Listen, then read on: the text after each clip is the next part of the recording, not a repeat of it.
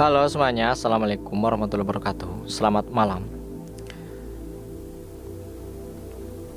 Kali ini saya akan menceritakan sebuah kisah mistis yang dialami oleh seseorang yang sedang mengadakan suatu perkemahan. Seperti apa kisahnya? Langsung saja. Kisah ini berjudul Kisah Horor Jangan Main-Main dengan Senter. Kisah ini terinspirasi dari cerita saudara saya yang masih kuliah.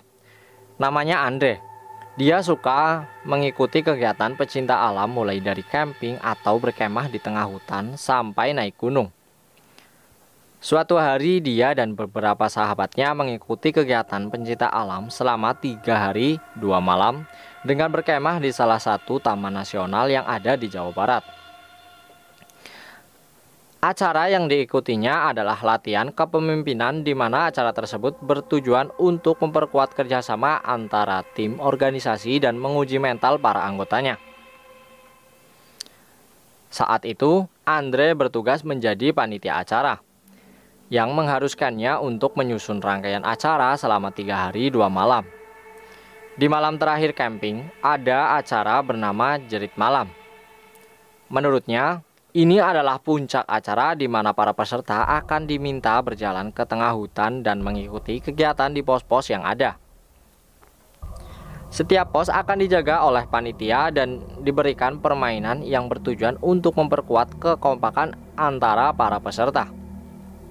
Di acara jurit malam tersebut, Andre memutuskan bahwa para peserta akan dibagi 7 kelompok di mana masing-masing kelompok terdiri dari 6 orang dan diberikan 2 buah senter masing-masing kelompok. Lalu mereka harus berjalan sejauh 2 km dan melewati 5 pos banyaknya. Sedangkan Andre sendiri menjaga di pos ketiga bersama 2 orang temannya yang berjarak sekitar 1 km dari pos sebelumnya. Malam itu Andre dan 2 orang temannya memberikan arahan tentang permainan yang diberikan pada para peserta bernama Red Carpet. Mereka diberikan 1 terpal dan semua anggotanya menginjak terpal tersebut. Kemudian mereka diminta untuk membalikan terpalnya bersama-sama.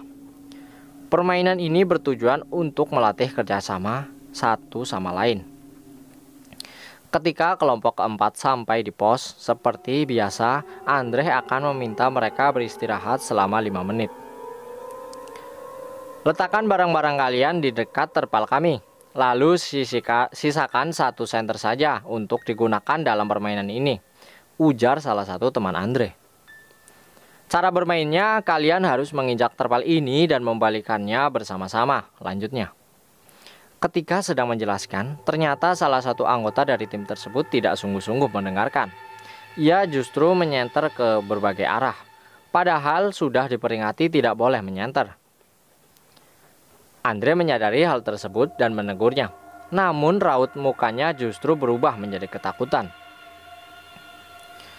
"Kamu kenapa?" tanya Andre. Tidak ada apa-apa, Kak," jawabnya. "Baik, kita mulai permainannya ya," ujar teman Andre. Saat permainan berlangsung kurang lebih selama 3 menit, tahu-tahu anak yang ditegur oleh Andre berteriak. Menyadari hal tersebut, Andre dan teman-temannya langsung mencoba menenangkannya. Namun ia semakin menjerit-jerit.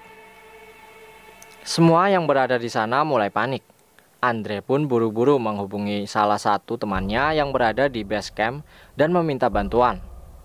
Saat menunggu, tiba-tiba anak tersebut langsung diam dan berbisik.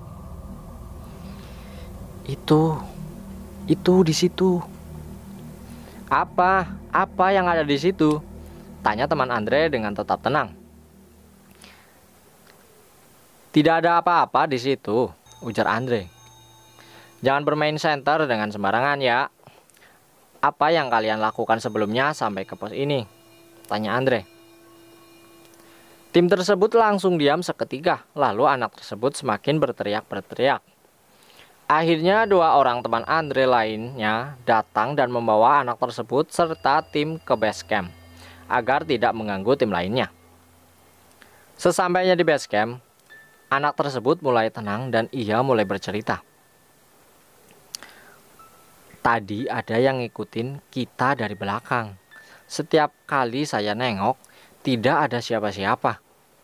Karena bingung dan panik, saya menyanter ke berbagai arah. Lalu, sesampai di pos Kak Andre dan mulai bermain, ada yang menekan saya dari belakang. Lalu salah satu teman Andre yang bertanya, "Apa yang ada di belakang kamu?" "Putih dan dia tidak berjalan," ujarnya. "Tapi dia lompat." "Lompat?" tanya Andre. "Iya, lompat, seperti diikat kain kafan warna putih." Saya tidak berani melihatnya langsung. Sekilas, seluruh kain kafan itu terbungkus. Tapi ketika kita sedang bermain, dia ikut ke dalam terpal dan saya melihatnya jelas. Lanjutnya. Keesokan harinya, Andre dan teman-temannya menyelidiki peristiwa tersebut dan bertanya ke warga setempat.